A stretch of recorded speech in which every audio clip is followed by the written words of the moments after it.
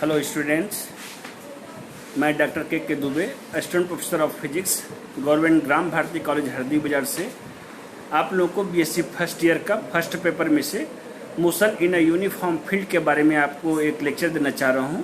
तो बच्चों, आप सब जानते हो कि यूनिफॉर्म फील्ड क्या होता है।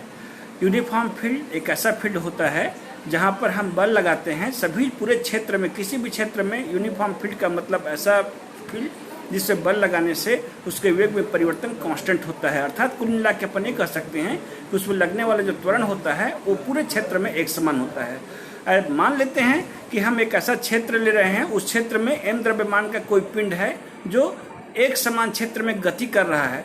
तो निश्चित रूप से अगर उस पिंड पर हम F बल लगाते हैं तो t समय में उसकी स्थिति में परिवर्तन मान लिया r हो रहा है। तो स्थिति में परिवर्तन r है तो उसके वेग में परिवर्तन को अगर v से रिप्रेजेंट करते हैं और उसके त्वरण में परिवर्तन को हम a से रिप्रेजेंट करते हैं, तो आप जानते हो न्यूटन के गति के द्वितीय समीकरण से force is equal to mass into acceleration. Force is equal to क्या होता है? मास इनटू एक्सीलरेशन। एक्चुअल में गति के द्वितीय नियम में rate of change of momentum भी डायरेक्टली प्रोपोर्शनल टू फोर्स होता है, but momentum is equal to क्या होता है? m into v. तो इस आधार से अपन निकालते हैं कि F is equal to d by d t m into v. M को बाहर ले लेंगे तो क्या हो जाएगा? m dv by d t. But dv by d t is equal to क्या होता है? a। देयरफॉर न्यूटन के गति के द्वितीय नियम से force is equal to mass into acceleration. So simply we can write it, force is equal to mass into acceleration is equal to mass into rate of change of velocity. Therefore F is equal to m d by d t, v to be again replaced by dy by d t. dy by d t means चूंकि हम एक समान क्षेत्र मान लेते हैं, कोई भी पिंड x दिशा में गति कर रहा है, एक समान क्षेत्र में गति कर रहा है, वहां पर उसकी स्थिति में परिवर्तन को हमने क्या रिप्रेजेंट किया? dy बाई डी टी से रिप्रेजेंट किया। इसलिए m d square r upon d t square is equal to क्या मिल जाएगा? फोर्स मिल जाएगा। या simple we can write it कि d square r upon d t square is equal to F upon m. F upon m. अब हम उसी को क्या करेंगे? समीकरण एक को एक समान क्षेत्र में गति करते समीकरण कहते हैं। अब इसको दोनों पक्षों को, समीकरण नंबर एक को दोनों तरफ इंटीग्रेट करेंगे विथ रिस्पेक्ट टू टी। तो d square r upon d t square into D t equal to a d t होता है। तो ये आपका ए डी टी जो है, यहाँ से देख रहे हो लेफ्ट हैंड साइड स्क्वायर जो लिखा हुआ है, हम उसको लिख सकते हैं क्या? D by d t d r upon d t into D t. तो ये डी टी कैंसिल हो जाएगा और simply we get d v by d t into D t is equal to a d t. अब चूंकि d v by d t बराबर क्या होता है? वेग होता है। तो ये integration of v d t और डी टी दोनों कैंसिल हो गया, तो यहाँ पर क्या मिला? ए डी टी मिला। तो ये इंटीग्रेशन एंड डिफरेंशिएशन दोनों कैंसिल हो जाएगा और लेफ्ट हैंड साइड में सिर्फ v मिलेगा, और राइट हैंड साइड में इंटीग्रेट करेंगे तो ये भी कांस्टेंट टर्म है, इंटीग्रेशन ऑफ dt। तो dt का इंटीग्रेशन क्या होता है? t। और उसके बाद में क्या होगा? इंटीग्रेशन करने के कारण एक इंटीग्रेशन कांस्टेंट c को रिप्रेजेंट करेंगे। तो v is equal to AT plus C1। ये क्वेश्चन नंबर 2 है, जहां पर C1 क्या कहलाता है? कांस्टेंट ऑफ इंटीग्रेशन है। तो कांस्टेंट ऑफ इंटीग्रेशन मान को अपन क्या करेंगे? बाउंड्री कंडीशन के आधार पे सिंप्लीफाई करेंगे। तो बाउंड्री कंडीशन में क्या होगा कि इन एक्स एक्सिस में अगर कोई भी पिंड m द्रव्यमान का पिंड जब गति कर रहा है, वहां पर हम प्रारंभिक स्थिति का मानते हैं t इज इक्वल टू 0। यदि t का मान 0 होगा तो m द्रव्यमान के पिंड का जो वेग होगा वो प्रारंभिक वेग v का मान क्या हो जाएगा? u हो जाएगा। ऐसी स्थिति में समीकरण नंबर जो 2 दिया गया है उसमें v to be replaced by u। कब? जब t का मान 0 होगा। तो समीकरण number 2 is converted in the form of u is equal to 0 plus C1। Means simply C1 is equal to क्या मिला? u।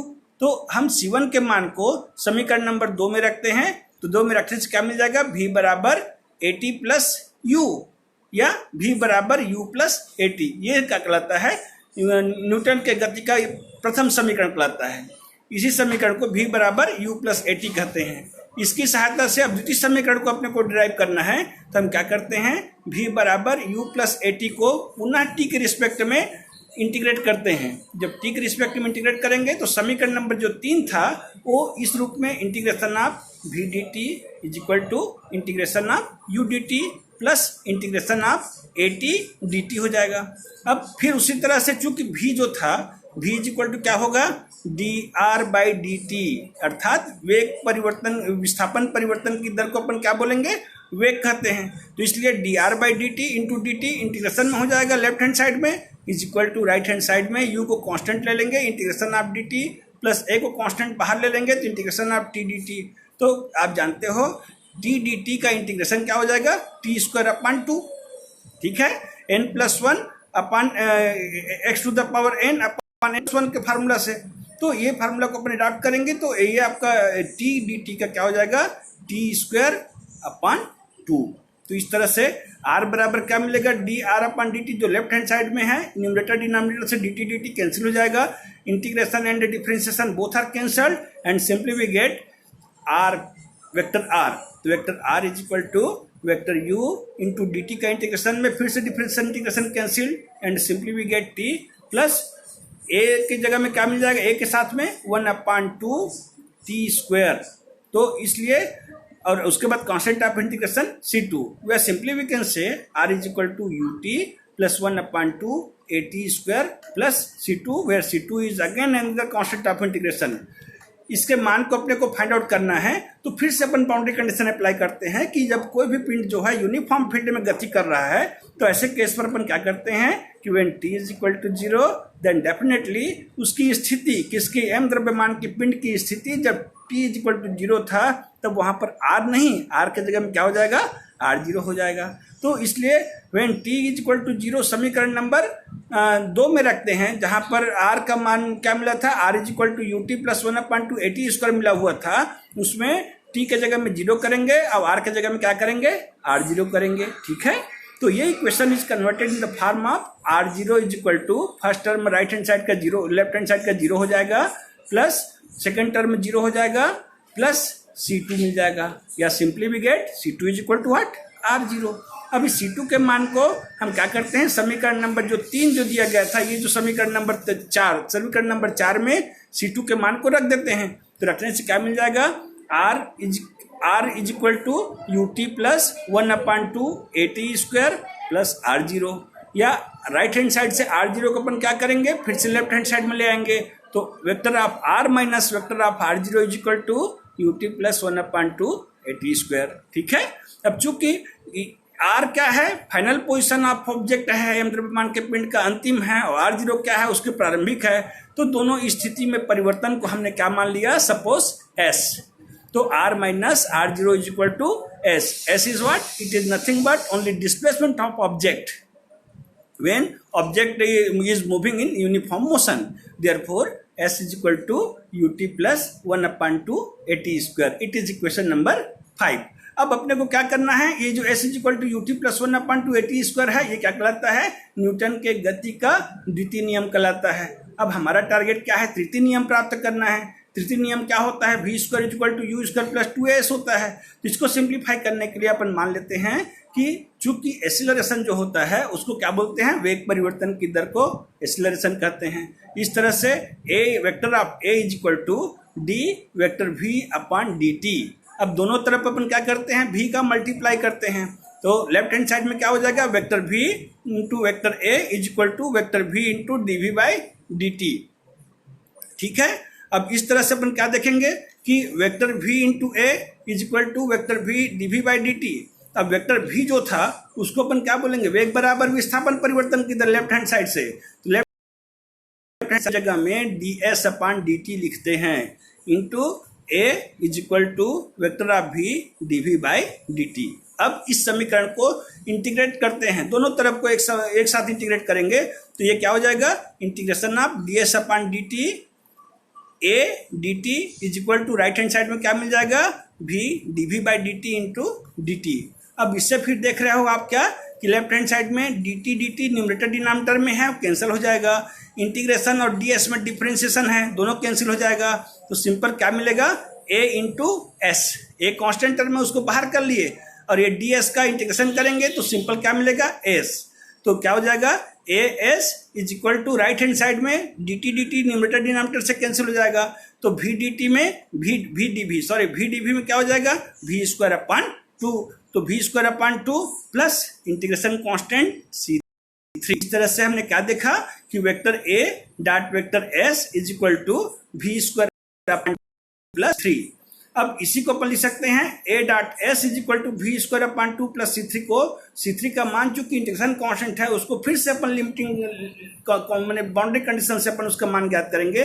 फिर से मान लेते हैं जब पिंड m द्रव्यमान का पिंड जब एक समान क्षेत्र में गति कर रहा था उस समय अगर उसका अंतिम वेग भी प्रारंभिक वेग u के बराबर हो, यदि v बराबर क्या है u है, उसकी प्रारंभिक वेग u है, तो निश्चित रूप से उस समय उसका विस्थापन जो होगा डिस्प्लेसमेंट होगा s का मान क्या हो जाएगा 0, क्योंकि कोई भी पिंड जो होता है वो प्रारंभिक स्थिति में डिस्प्लेस नहीं करता, ओरिजिन उसका विस्थापन 0 होता है।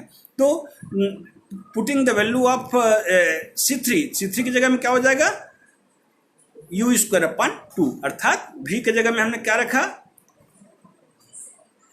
लेफ्ट हैंड साइड में a डॉट एस का मान 0, लेफ्ट हैंड साइड 0 हो गया।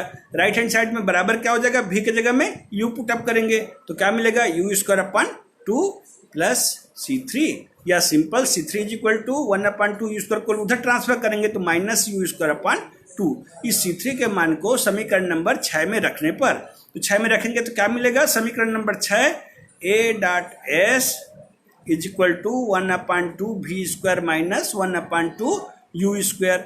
अब इसमें से 1/2 को कांस्टेंट निकाल लेंगे राइट हैंड साइड से, तो S dot A is equal to 1/2 V square minus U square. 1/2 में 2 का तिर्यक गुणा कर देते हैं, क्रॉस मल्टीप्लिकेशन होगा तो क्या मिलेगा V square minus U square is equal to 2as A dot S, या वी स्क्वायर बराबर क्या मिल जाएगा यू स्क्वायर उधर राइट हैंड साइड में ट्रांसफर कर देंगे तो वी स्क्वायर बराबर यू स्क्वायर प्लस 2as। ये समीकरण नंबर 7 जो दिखा रहा है वो न्यूटन के गति का तृतीय समीकरण है। अब हम इसमें देख रहे हैं कि समीकरण नंबर 3, समीकरण नंबर 5, समीकरण नंबर 7, ये 3 समीकरण न्यूटन के एक समान क्षेत्र में m द्रव्यमान का पिंड जब गति करते रहता है उस समय उस m द्रव्यमान के पिंड का गति के समीकरण कहलाता है। और यदि हम ये मान लें कि सभी तरफ एक समान क्षेत्र में जब पिंड गति कर रहा है वहां पर गुरुत्वीय क्षेत्र क्या है, गुरुत्वाकर्षण के कारण है, ड्यू टू ग्रेविटी, वहां पर त्वरण को मान ले रहे हैं क्या कि ग्रेविटी के कारण हो रहा है, acceleration to be replaced by g। तो समीकरण नंबर 3, 5 और 7 can be converted in the form of a to be replaced by g and simply we get v is equal to u plus gt। जो 5 नंबर इक्वेशन है वो क्या हो जाएगा s is equal to u2 plus 1/2 gt square, and equation number 7 में a to be replaced by g तो simply we get v square is equal to u square plus 2gs। Thank you. ये तीनों समीकरण को अपन क्या बोलते हैं, एक समान क्षेत्र में m द्रव्यमान का पिंड के गति के समीकरण प्रथम, द्वितीय और तृतीय समीकरण कहते हैं। Thank you.